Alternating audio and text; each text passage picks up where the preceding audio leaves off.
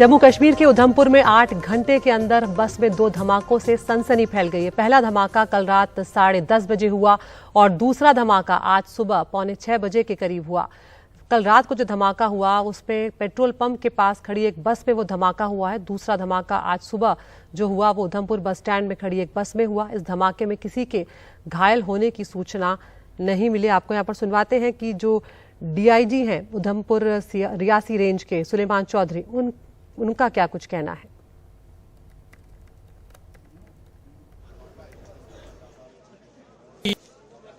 ये पहला जो धमाका है ये रात को 10:30 बजे के करीब हुआ था और वो भी बस के अंदर ही हुआ। तो सिमिलरली जो है इसी तरह का जो ब्लास्ट है वो यहाँ पर बस स्टैंड उधमपुर में जो है प्रॉपर बस स्टैंड जो हमारा है उसी में ये ब्लास्ट हुआ है। और इस ब्लास्ट में जो है फिलहाल कोई किसी की तरह की इंजरी या कोई कैजुअलिटी नहीं हुई है, लेकिन जो रात को ब्लास्ट हुआ था उसमें 2 इंजर्ड हुए थे और वो दोनों जो है अभी वो खतरे से बाहर हैं। तो फिलहाल अभी जो है इसमें इन्वेस्टिगेशन चल रही है कि किस तरह का नेचर का ब्लास्ट है और क्या है। तो इसमें हमारी एक्सपर्ट टीम जुड़ी हुई है और इन्वेस्टिगेशन चल रही है। और हमारे साथ फोन लाइन पर हमारे सहयोगी राजीव रंजन जुड़ गए हैं। राजीव, कहीं ना कहीं उधमपुर को लेकर इस तरह की खबरें नहीं सुनते थे, लेकिन ये थोड़ी हैरान करने वाली खबर भी है। क्या जानकारी इन दोनों धमाकों को लेकर मिल रही है?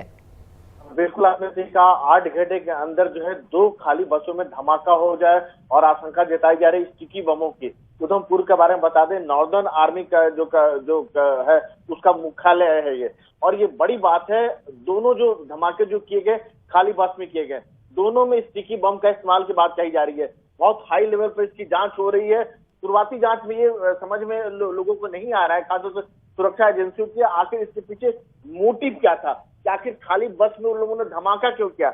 आपको ये बता दें कि यहाँ से जो एक जगह जो डोमेन चौक से जो रास्ता जाती है वो कटरा की ओर से तरफ जाती है, यानी इसी रास्ते से होकर जो है वैष्णो देवी श्रद्धालु जाते हैं। तो क्या उनका निशाना कुछ ऐसा था? ये सारे जो टेरर एंगल है, इन सारे लोगों की जांच हो रही है, इन सारे मामलों को जांच हो रही है।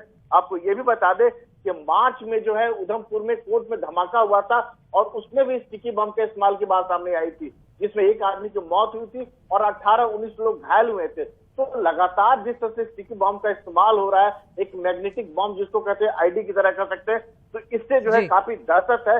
और इस पूरे इलाके में घेराबंदी करके जो है छानबीन की जा रही है, जांच की जा रही है। थोड़ी देर बाद जो जम्मू कश्मीर पुलिस के जो एडीजी है मुकेश सिंह वहां खुद पहुंचेंगे। पूरे घटना लेवल के हर लेवल पे एंगल से जांच हो रही है। जी बिल्कुल राजीव, शुक्रिया आपका। हमारे साथ हमारे सहयोगी नजीर मसूदी भी जुड़ गए हैं। नजीर, जिस तरह से राजीव भी कह रहे हैं, आजकल बहुत ज्यादा जो है स्टिकी बम जो है उसका इस्तेमाल किया जाने लगा है इस तरह की वारदात को अंजाम देने के लिए, और ये कहीं ना कहीं अब परेशानी का सबब भी सुरक्षा बलों के लिए बन रहा है। क्या कुछ जानकारियां इस वक्त मिल पाई हैं और अब क्या पूरे इलाके में तलाशी अभियान भी किया जा रहा है? जी, जो सुरक्षा की जो चौकसी है काफी बढ़ाई गई है। तलाशियां हो या नाके हैं बढ़ाए हैं, लेकिन खुशकिस्मती की बात यह है कि जो दोनों बसें हैं उसमें उस वक्त यात्री नहीं थे, पैसेंजर उसमें नहीं थे।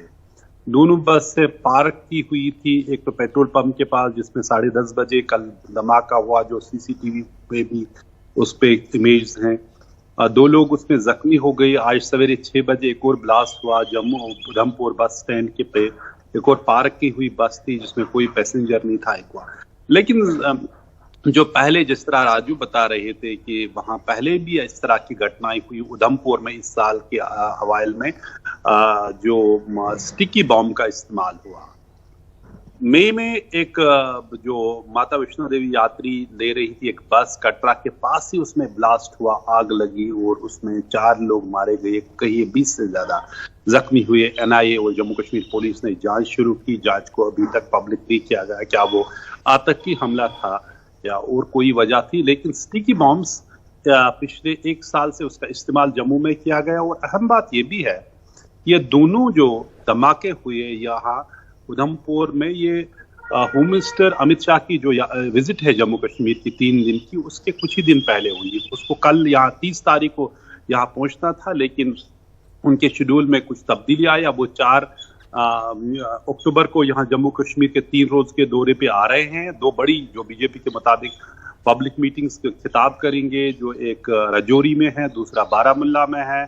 कहा जाता है कि इलेक्शन की तैयारी हो रही है और ये दोनों जो पब्लिक रैलीज है, जलसे है, वो इसी की आगाज है। लेकिन इस तरह के हमले होना खासतौर पे जम्मू में, जहां मिलिटेंसी न होने के बराबर है, लेकिन जिस तरह हमने देखा कि कई लोगों को इस साल गिरफ्तार किया गया, कुछ का ताल्लुक कुछ पॉलिटिकल पार्टी से भी था जो किंगपिन था, तो उससे लग रहा है कि किस तरह मिलिटेंसी जो है, जो सिर्फ पहले कश्मीर घाटी तक ही महदूद थी, अब जम्मू के इलाकों में भी फैल रही है।